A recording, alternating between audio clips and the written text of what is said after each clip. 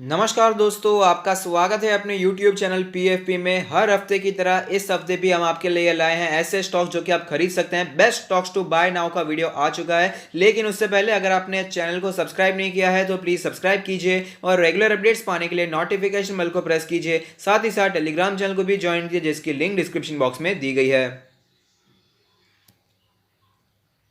सबसे पहला स्टॉक है सिटी यूनियन बैंक। यहां पर आप बाइंग करने के बारे में सोच सकते हैं। जैसे हमने कल भी डिस्कस किया था कि बैंकिंग में रिकवरी देखने को मिल रही है। बैंक निफ्टी अभी भी 30,000 पे पहुंचा है। अपने ऑल टाइम हाई से 2-3 हज़ार पॉइंट्स हमें नीचे दिखाई दे रहा है, तो यहां पर अभी भी रिकवरी हमें देखने को मिल सकती है। बैंकिंग के स्टॉक्स जो अच्छे प्राइवेट सेक्टर के बैंक्स हैं, वहां पर आप बाइंग करने के बारे में सोच सकते हैं। और आप देख पाएंगे इसका जो पुराना ऑल टाइम हाई था वो 250 के आसपास का था, तो अभी भी इसके लिए अच्छा स्पेस है रिकवर करने के लिए, तो यहां पर आप बाइंग करने के बारे में सोच सकते हैं। और टेक्निकली फिलहाल ये अपने सपोर्ट पर हमें चलता हुआ नजर आता है। 20 डेज का जो ईएमए हमें दिखाई दे रहा है, उसी लेवल को चलकर ये काफी समय से हमें ऊपर जाता हुआ नजर आया और फिलहाल स्टॉक उसी लेवल पर चल रहा है, तो यहां पर आप बाइंग करने के बारे में सोच सकते हैं। और अगर टारगेट के बारे में बात करें तो इमीडिएट टारगेट की तरह हमें 200 के लेवल दिखाई दे सकते हैं। उसके बाद 225 और 250 के लेवल्स भी आगे आने वाले कुछ महीनों में दिखाई पड़ सकते हैं।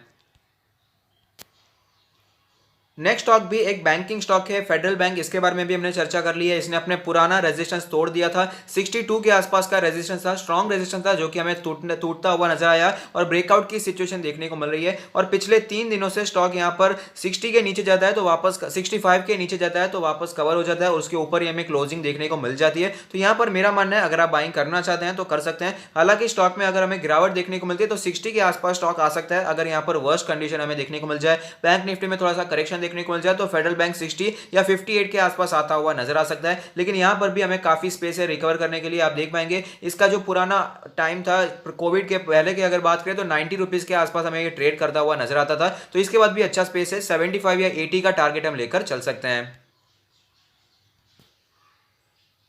नेक्स्ट स्टॉक है गोल्ड लोन फाइनेंसिंग में कामकाज करने वाली कंपनी मुथूट फाइनेंस के बारे में बात कर लेते हैं। 1400 से गिरकर 1000 रुपीज के आसपास आ गया था, वहां पर भी हमने बाइंग की थी। ये स्ट्रॉन्ग सपोर्ट की तरह दिखाई दिया और उसके बाद हमें अच्छे रिटर्न्स भी दिखे थे। 1300 तक स्टॉक पहुंच भी चुका था, लेकिन वापस वीकनेस देखने को मिली और 1100 के आसपास वापस हमने बाइंग की और फिलहाल स्टॉक हमें थोड़ा सा ऊपर जाता हुआ नजर आया है, लेकिन अभी भी ज्यादा भागा हुआ स्टॉक नहीं है। यहाँ पर आप बाइंग करने के बारे में सोच सकते हैं। आप देख पाएंगे फिलहाल स्टॉक ने अपने 20 डेज के ईएमए के ऊपर क्लोजिंग देने की कोशिश की है। हालांकि जो कल का जो ट्रेडिंग डे रहा था वहां पर थोड़ी सी वीकनेस हमें देखने को मिली। स्टॉक उसके नीचे गया भी था लेकिन वापस कवर हो गया, तो ये हमें पॉजिटिविटी दिखा रहा है। तो यहां पर आप बाइंग करने के बारे में सोच सकते हैं। शॉर्ट टर्म के लिए भी फिलहाल थोड़ी टेक्निकली यहां पर स्ट्रांग होता हुआ नजर आ रहा है, लेकिन मेरा मानना है लॉन्ग टर्म के लिए बहुत अच्छा स्टॉक है। इसे अगर आप बाई करना चाहते हैं तो 1130 के आसपास इसका स्ट्रांग सपोर्ट हमें दिखा देता है। 1130 से करके 1160 का जो लेवल है काफी स्ट्रांग सपोर्ट है, तो इसके आसपास स्टॉक अगर आपको नजर आता है तो यहां पर आप बाइंग करने के बारे में सोच सकते हैं।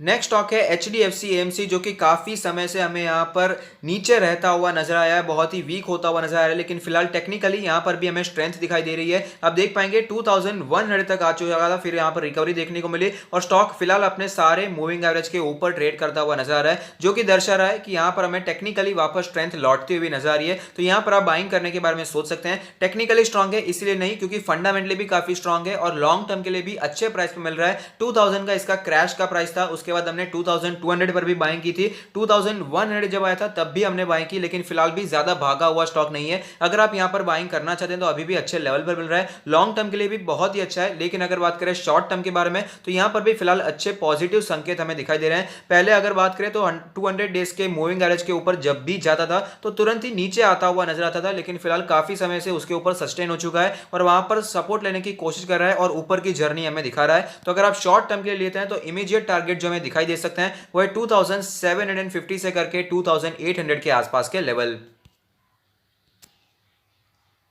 HDFC AMC में जैसी सिचुएशन देखने को मिल रही है वैसी सेम सिचुएशन हमें नैम इंडिया में भी देखने को मिल रही है। ये भी काफी समय से अभी टेक्निकली स्ट्रांग रहने की कोशिश कर रहा है। अब देख पाएंगे स्टॉक अपने 20 डेज के ईएमए के आसपास सपोर्ट लेता है और वापस हमें ऊपर जाता हुआ भी नजर आता है। तो मेरा मानना है यहाँ पर भी आप बाइंग करने के बारे में सोच सकते हैं। ये भी अपने अच्छे प्राइस में मिल रहा है, लॉन्ग टर्म के लिए भी बुरा स्टॉक नहीं है, लेकिन मेरी फर्स्ट चॉइस HDFC AMC रहेगी। उसके बाद नैम इंडिया भी बुरा नहीं है। तो अगर आप यहाँ पर बाइंग करना चाहते हैं तो लॉन्ग टर्म के लिए भी बुरा नहीं है, आप यहाँ पर बाइंग करने के बारे में सोच सकते हैं, क्योंकि इसका जो सपोर्ट दिखाई दे रहा है ज़्यादा दूर नहीं है, 280 से 290 का इसका सपोर्ट है और फिलहाल स्टॉक 295 के आसपास ही ट्रेड कर रहा है, तो ज़्यादा ऊपर अभी भी नहीं निकला है। यहाँ पर आप बाइंग करने के बारे में सोच सकते हैं। अगर शॉर्ट टर्म के बारे में बात करें तो इसका जो पुराना रेजिस्टेंस फिलहाल ही हमें देखने को मिला था 330 के आसपास का लेवल, ये इसका हमें इमीडिएट टारगेट की तरह दिखाई दे सकता है अगर ऐसे ही ये टेक्निकली स्ट्रांग रहने की कोशिश करता है।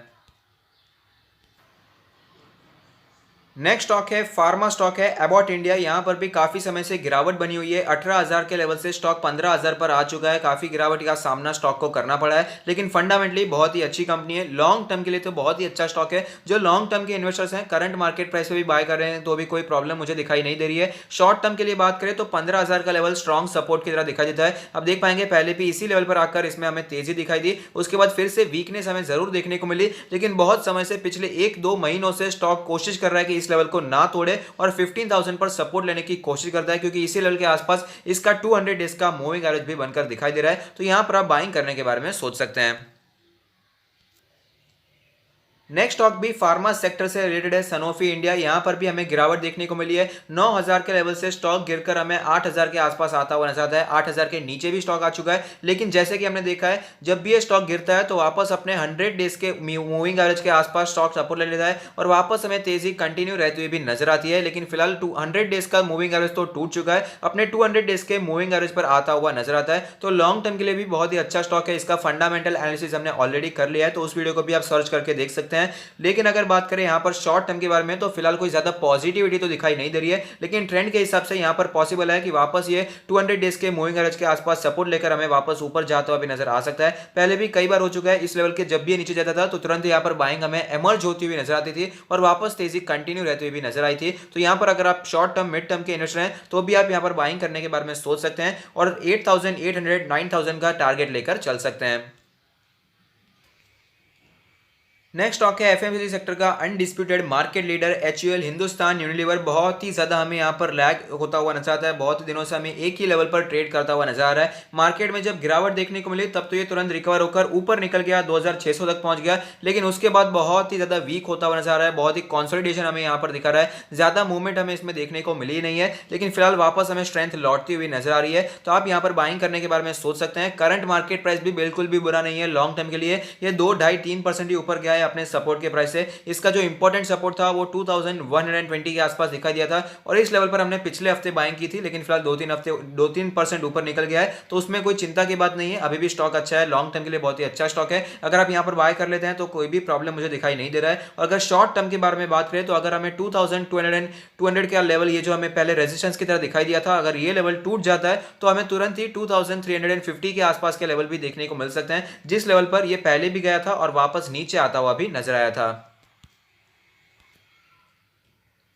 नेक्स्ट स्टॉक है इंडिया की सबसे बड़ी कंपनी रिलायंस इंडस्ट्रीज लिमिटेड। यहां पर हमें वीकनेस देखने को मिल रही है। स्टॉक 2,300 के लेवल से हमें नीचे आता हुआ नजर आता है। कई बीच में पॉजिटिव न्यूज भी देखने को मिली है कि यहां पर सीसीआई ने अप्रूव कर लिया है फ्यूचर डी ग्रुप की डील को, लेकिन उसके बावजूद कोई ज्यादा पॉजिटिव मोमेंटम उस न्यूज के दिन भी हमें देखने को नहीं मिला था और कंटिन्यूसली स्टॉक में गिरावट देखने को मिल रही है। लॉन्ग टर्म के बारे में बात करें तो बहुत ही अच्छा स्टॉक है, ग्रोथ वाली कंपनी दिखाई दे रही है, तो यहां पर आप निवेश करने के बारे में सोच सकते हैं। सपोर्ट के बारे में बात करें तो 1,850 से करके 1,900 का सपोर्ट हमें दिखाई देता है और फिलहाल उससे ज्यादा ऊपर नहीं है। फिलहाल 46 रुपीज ऊपर हमें ट्रेड करता हुआ नजर आ रहा है। तो अगर आप बाय करना चाहते हैं तो इस लेवल के आसपास बाय करने के बारे में सोच सकते हैं। और शॉर्ट टर्म के बारे में बात करें तो मेरा मानना है शॉर्ट टर्म में बिल्कुल भी पॉजिटिविटी दिखाई नहीं दे रही है। टेक्निकली बहुत ही ज्यादा वीक होता हुआ नजर आ रहा है। अब देख पाएंगे इसमें 2 बार ऐसी कैंडल्स का निर्माण हुआ था, जो ओपन हुआ उसके बाद हमें यहां पर तुरंत ही गिरावट देखने को मिली। तो 2100 का लेवल भी एज ए स्ट्रॉन्ग रेजिस्टेंस हमें दिखाई देगा और फिलहाल स्टॉक काफी दिनों से अपने 20 डेज के मूविंग एवरेज के आसपास जब भी जाता है रेजिस्टेंस फेस करता है और नीचे आ जाता है। आप देख पाएंगे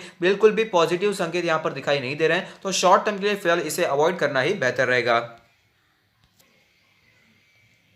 नेक्स्ट स्टॉक है विनाती ऑर्गेनिक्स, जहां पर बाइंग के बारे में सोचा जा सकता है क्योंकि 1400 के लेवल पर अपना ऑल टाइम हाई बनाने के बाद यहां पर हमें वीकनेस देखने को मिल रही है। फिलहाल स्टॉक 1140 के आसपास ट्रेड करता हुआ नजर आता है। पहले भी इसमें कई हमें अच्छी अपॉर्चुनिटीज मिली थी, हमने यहां पर बाइंग भी की थी और फिलहाल स्टॉक वापस वीक हो रहा है, लेकिन कंपनी फंडामेंटली स्ट्रॉन्ग है, तो नीचे आ जाए तो खरीदने की अपॉर्चुनिटी ढूंढनी चाहिए। लॉन्ग टर्म के लिए बहुत ही अच्छा स्टॉक है और लॉन्ग टर्म के निवेशक अगर इसे खरीदना चाहते हैं तो इसे करंट मार्केट प्राइस पे भी खरीद देंगे तो भी कोई प्रॉब्लम मुझे दिखाई नहीं दे रही है, क्योंकि इसका इंपॉर्टेंट सपोर्ट हमें 1070 से करके 1100 के आसपास दिखा देता है। तो अगर ये लेवल ऐसे स्ट्रॉन्ग सपोर्ट दिखाई दे रहा है तो फिलहाल स्टॉक ज्यादा ऊपर नहीं है, 40 रुपए ऊपर ट्रेड कर रहा है। तो लॉन्ग टर्म के लिए इन्वेस्टर्स के लिए बहुत ही अच्छा स्टॉक है, यहाँ पर आप निवेश करने के बारे में सोच सकते हैं। और अगर बात करें शॉर्ट टर्म के लिए तो फिलहाल टेक्निकली वीक दिखाई दे रहा है। तो शॉर्ट टर्म के लिए मेरा मानना यही रहेगा कि अवॉइड करने में कोई प्रॉब्लम मुझे दिखाई नहीं दे रही है। लेकिन अगर आपका मोटिव मिड टर्म का है, लॉन्ग टर्म का है, पोजिशनल ट्रेडिंग करना चाहते हैं तो इसे आप एक्यूमुलेट कर सकते हैं फॉर द टारगेट ऑफ 1300 से 1400, क्योंकि स्टॉक पहले भी वही गया है। तो ये हमें स्पेस है कि यहाँ पर वापस ऊपर जा सकता है और ग्रोथ वाली कंपनी है, कई हमें एक्सपेंशन के प्लान्स भी यहाँ पर दिखाई दे रहे हैं। लेकिन शॉर्ट टर्म के लिए, स्विंग ट्रेडिंग के लिए फिलहाल स्टॉक हमें आता अच्छा दिखाई नहीं दे रहा है, क्योंकि 50 डेज का मूविंग एवरेज और 20 डेज का moving average as a resistance हमें देखने को मिल रहा है। और जो कैंडल्स का निर्माण हो रहा है वो भी यहाँ पर नेगेटिव हो रहा है। ओपनिंग होती है, तेजी आती है, लेकिन तेजी सस्टेन नहीं हो पाती, गिरावट हो जाती है और यहाँ पर हमें इन्वर्टेड हैमर बनता हुआ नजर आता है। तो शॉर्ट टर्म के लिए अवॉइड, लेकिन लॉन्ग टर्म के लिए स्टॉक काफी अच्छा है। 1000 के आसपास का तो बहुत ही स्ट्रॉन्ग सपोर्ट है, जहां पर स्टॉक ने कई बार कंसोलिडेट भी किया था, यहीं पर हमने बाइंग भी की थी, अच्छे रिटर्न्स भी बनाए थे। लेकिन फिलहाल का जो सपोर्ट हमें दिखा देता है वो 1100 के आसपास दिखा दे रहा है। तो इस लेवल को ध्यान में रखकर आप बाइंग करने के बारे में सोच सकते हैं। तो अगर आपको ये वीडियो पसंद आता है तो लाइक कीजिए, शेयर कीजिए, कमेंट कीजिए, सब्सक्राइब कीजिए और मुझे मोटिवेट कीजिए। Thank you, stay happy, happy investing.